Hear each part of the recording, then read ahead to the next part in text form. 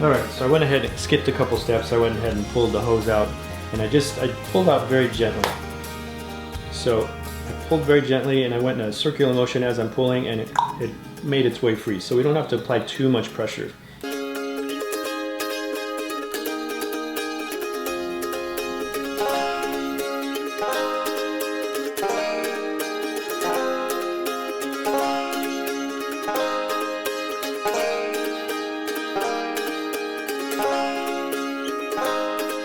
If you're real gentle to it, you talk nice to it, it will come out. So once we do that, now we're going to measure our length here. And the way I like to measure and cut length is we're going to keep the steering straight, opposed to having it left or right. So it's sitting straight in its natural position. We have all this excess we need to get rid of, probably at least 5 to 6, 7, 8 inches.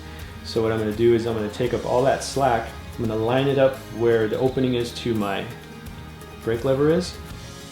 And I'm going to pinch the actual brake lever and the hose. And then careful of the end of this hose here that's over my left hand, because you still have fluid inside there, so don't let that go. Since we have a stiff housing, if you let it go and it flicks, it could flick some fluid around at you or on the bike or someone else. So my left hand's keeping a tail on this one. It's like I'm holding a snake, one on the neck and one at the middle of the body. So with this here, I took all the slack out, bars are straight, and with this one I'm going to turn to the right because the hose is coming over on the left side of the head tube. If I turn to the right, that's where I'm going to need, it's going to take some length here. So I'm going to, as I'm turning, I'm going to let it slide through my fingers and take what it needs. This being a bike that has a dual crown, it's not going to turn very much. So right there it stops. I have no choice but for it to stop. So it actually didn't pull anything through my fingers. Probably because it has some slack over on this end. So we're going to go back straight, and we're just going to, now we're going to look at a nice natural curve. We don't want, again, we don't want it overly excessively tight, because we want to leave some room just in case that rear swing arm comes up and wants to pull and take some housing. We need that extra housing to be somewhere, and it can be here. So it's always going to be adjusting itself as you're riding, sliding through the cable housings or the cable stops. So what I'm going to do here is we're just going to go for something that looks good. So I'm going to pull some out. I have about probably 2.5 inches before it touches the front housing here. So I'm going to pull, I'm going to give it some more slack. I'm going to have it come out till it just touches this front cable right there. And we're getting a nice arc right here. I'm going to try turning again and try and keep this hose straight and in line with your shifter. And as I'm turning, I'm going to let it pull whatever it needs, but it's not pulling. Still got a nice arc here. It's not getting too tight. Come back over here. I think that's pretty good. I think I'm going to add just maybe an inch for good luck, because we can't add if we cut too much. So there, I got plenty. I think we're pretty good right there. And remember, we're also going to go about another 1/2 inch inside of our shifter right there. So I'm going to mark just right there. And definitely got some leakage going on, but I got my rag, keep everything nice and clean. I'm going to mark that with my thumbnail right there, keep the hose up. And I'm going to go back to my wire cutters. Remember, we're doing a nice flat cut, trying not to do angled. And again, holding it right there, not cutting. I'm going to use my rag, I'm going to hold both items, top and bottom hose, just so we don't get any flickage of fluid as I cut. Alright. So this guy's full of fluid. It's like cutting a snake head off. We still got venom here, we're going to throw it away. It's quite a bit we just chopped off there. And this one is still pointed up so we don't lose any unnecessary fluid. Try not to sneeze at this time. I'm going to use my dental pick, round out this hole.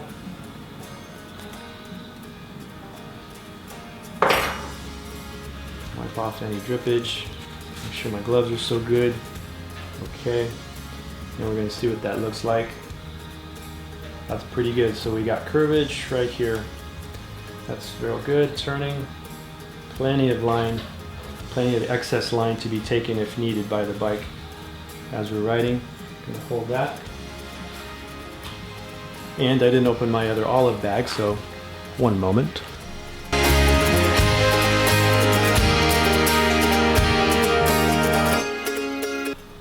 Actually, I'll leave this on. So I got to get my hands free, and I got to leave this guy alone, but I want to keep it pointing upward. So if you can find a spot where maybe it'll hold itself up, great. If not, use a tire strap or something like that, or a pedal strap.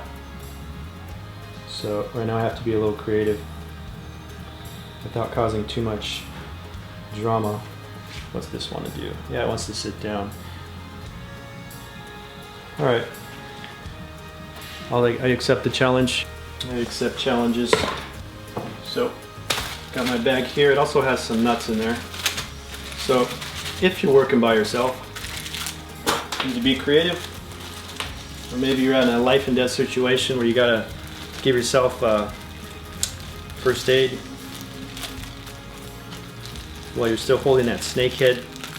And you know they're still deadly after they're dead. Alright, so apparently the bag that I have,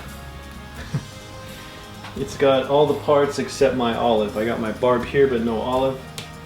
So now I need to search around, and I don't want to let this guy go. This is one thing I didn't prepare for. I didn't have a tire strap on hand, so I'm going to use some tape because this thing's pretty stiff and it's going to want to take off. So if I'm in the stand, I'm just going to twist this bike with me.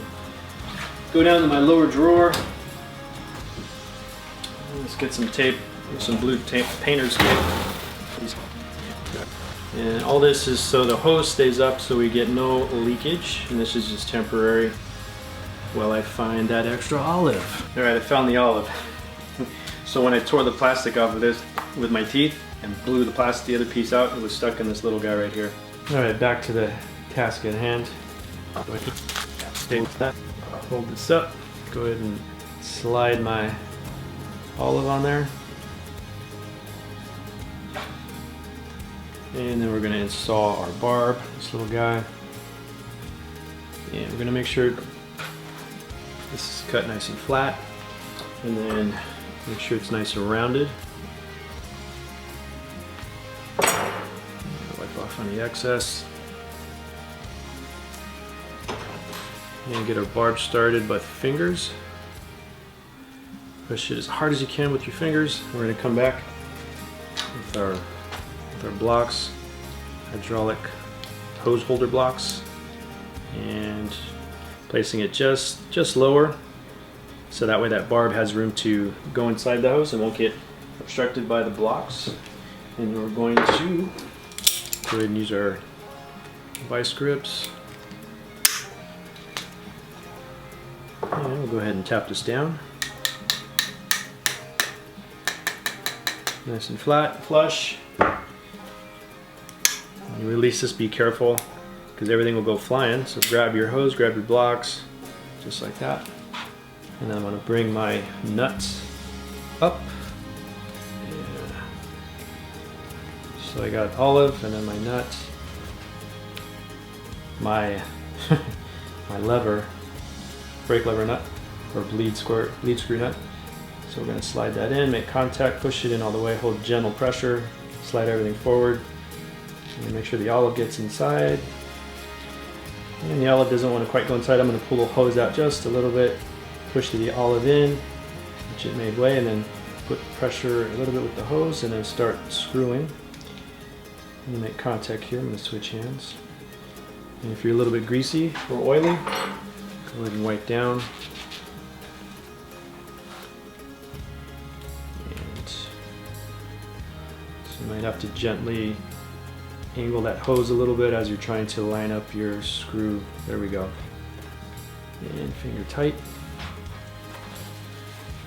Wipe off any excess residue.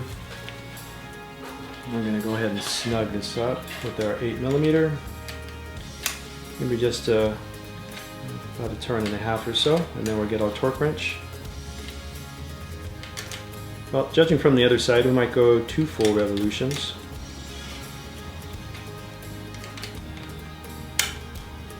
Okay. Again, we're at about 7, or just a smidge below 7 with our torque wrench. Slide this guy on, and we're going clockwise again. And we're listening for that click or head movement. Oh, there it is. Confirm. All right. grab my rag. So we're gonna go ahead and test this lever again. Squeeze that lever, we should feel pressure fairly quick. And we're just gonna do this gently right there. So right there, made contact, the pads came out, made contact with the rotor, that's good. Got all this space right here. Make it a little hard to see, good. Now I'm gonna go ahead and squeeze just a little harder, basically testing it. We're doing like one of those oh crap situations. If we were on the bike, we want to make sure that this is going to stay in place, our hose isn't going to pop out, and we're not going to lose fluid. So we're doing that test here. And probably not a bad idea to test this out maybe in your driveway, somewhere safe. You know, get up some speed, hit the brakes fairly hard, don't flip over too much, just to make sure that these brakes are working properly. Recheck your lines, make sure there's no more leakage or any leakage. If you do have leakage, then we got a problem, you need to go back and investigate. But you shouldn't have any issues if we're using new hardware, which is the olive and the barb. So give it a little squirt down.